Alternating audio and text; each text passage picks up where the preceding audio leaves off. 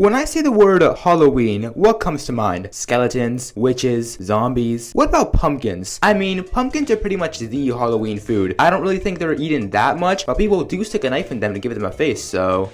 yeah. However, despite being an iconic part of Halloween, there's not really any pieces of media about pumpkins. Skeletons get Nightmare Before Christmas, witches get Hocus Pocus, and zombies get Fortnite Save the World. But what do pumpkins get? The Pumpkin Man, the dancing pumpkin and the ogre's plot, growing the big one. Pumpkins deserve a real movie. A movie good enough to wow audiences. A movie good enough to break box office records. A movie good enough to win an Oscar.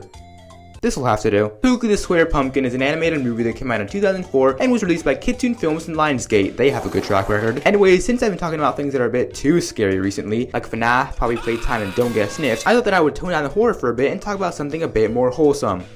I said wholesome, not good. Spookily the Square Pumpkin starts off with a narrator telling us that we're gonna see a story worth telling over at Holiday Hill Farm, where every day's a holiday. Okay, I know the movie just started, but like, every day's a holiday? I mean, I like holidays, but if every day was a holiday, I think it'd get a bit tiring. Anyways, then we see this ladybug, and forget what I said about toning things down. This is probably the scariest thing I've ever shown on this channel. I'm gonna have nightmares about this. Thankfully, a bat shows up and he's about to eat her. Before he can do that though, his sister shows up and says that eating bugs gives bats a bad name, so the ladybug gets to go. Then the bat sees something crazy, so they go over to tell Jack the Scarecrow, who's the leader of the pumpkin patch. Jack begins walking over to what they saw, and I just want to point out that he's got the weirdest walk cycle ever. Why is he walking like this? Jack and the patch's pumpkins make it over to the thing the bats found, and then it's revealed that it's a square pumpkin? Could this be Spookily the Square Pumpkin? The bats call Spookily adorable, but then one of the pumpkins, little Tom, begins bullying him for being a Minecraft pumpkin, and he even calls Spookily, who's presumably a child of Skibbity Toilet age, a freak of nature. Little Tom also bullies Spookily for his name, and like, that's the one thing this guy can't bully Spookily for. His name is Little Tom. That name is much more worthy of being made fun of than Spookily. It literally advertises how small he is. Oh, and Little Tom should be the last person to bully Spookily for being different. He's conjoined with Big Tom, and they're the only pumpkins like that in the entire patch. Anyways, Little Tom begins singing a song about how Spookily sucks, and all of the other pumpkins join in. They're absolutely brutal in this, by the way. Just listen to what Little Tom has to say. The best will get picked. I guess you're right here. Oh my goodness, calm down. He's a child. By the end of the song, Spookily's an absolute shell of the person he was 5 seconds ago. These guys absolutely broke him. After the pumpkins finish bullying this kid, Jack tells everyone to stop, and that if they keep being mean to Spookily, they won't be able to participate in the Jack Olympics, which are like the Olympics but for pumpkins. Also, why does Jack wait until these people finish singing their song to tell him not to bully Spookily anymore? Maybe you should have intervened while they were bullying the kid. Spookily leaves the group because he just can't deal with this constant torture any longer, and another song begins, this time about how Spookily wishes he was around so nobody would make fun of him. Back to everybody else, Jack and the Bat decide that Spookily should be able to participate in the Jack Olympics since he's a part of the patch. Then Jack mentions the candy corn crown the winner of the competition will get, and the moment he mentions it, everybody goes insane. You think that they were offered $1 million from Mr. Beast himself. Probably not the best example. Some spiders called Edgar Allan and Poe show up, and they want the crown's candy, so they make a plan to help Spookily win the Jack Olympics in order to get it. Unfortunately, Spookily is still shook from the intense bullying, so they sing a song about how great Halloween is to cheer him up. You! Really? I'm important? I feel so bad for Spookily. He's probably the most tragic character in all of fiction. Also, one of the spiders called Spookily his foxy friend, like the guy from the bear game. Foxy the Ferocious.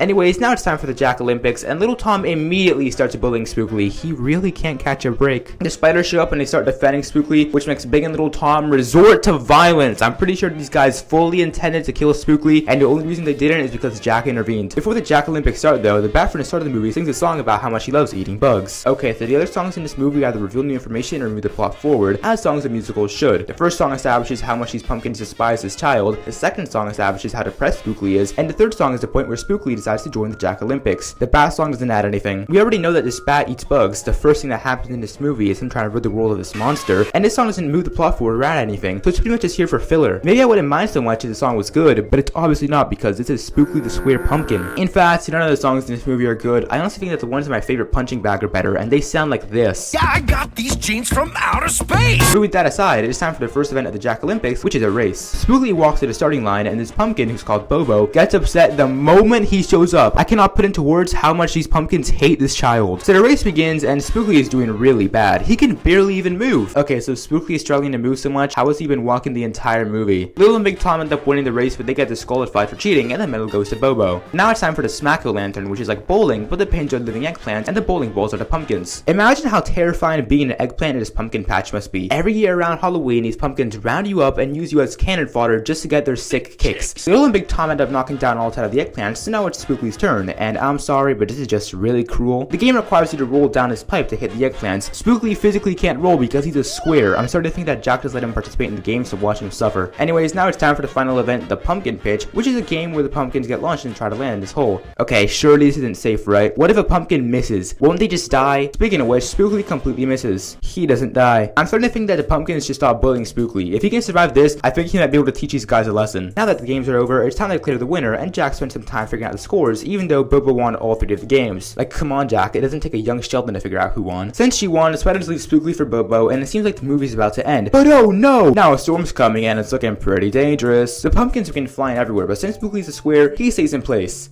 I don't think that's how win works. Things are looking pretty dire though, as Big Tom, Little Tom, and Bobo are hanging from a small tree branch, and it's about to break. This causes Little Tom to let go of Bobo and almost kill her. This is the second time this guy has tried to kill somebody. He deserves jail time. Then a fiery tree branch hits Jack, and now he's stuck. Okay, how is there even a fire in this weather? It's raining way too much for this little fire to stay alive, let alone spread. Spookly realizes that he needs to save Jack, so he goes to a nearby water tower and clogs it, which extinguishes a fire. Then he goes to save the pumpkins from falling into the river, and once he does, the storm ends and everybody realizes that Spookly is actually really cool. Also, the bat overcomes his bug addiction. The gang has an epic dance party, and Patch's farmer shows up, sees Spookly, thinks he's cool, and puts him on the front porch. When the farmer shows up, all of the pumpkins stop moving and close their eyes, which makes me think that this movie operates in Toy Story logic, and if that's the case, why are they having a massive competition? What if somebody sees them? There has to be at least one person that sees the pumpkins during the launching game. In conclusion, that was Spookly the Square Pumpkin. It was bad. I mean, it's not the worst movie I've ever talked about on this channel. Things like Megamind 2 and What the Balloon to the Rescue are much worse. Hey, Beijing!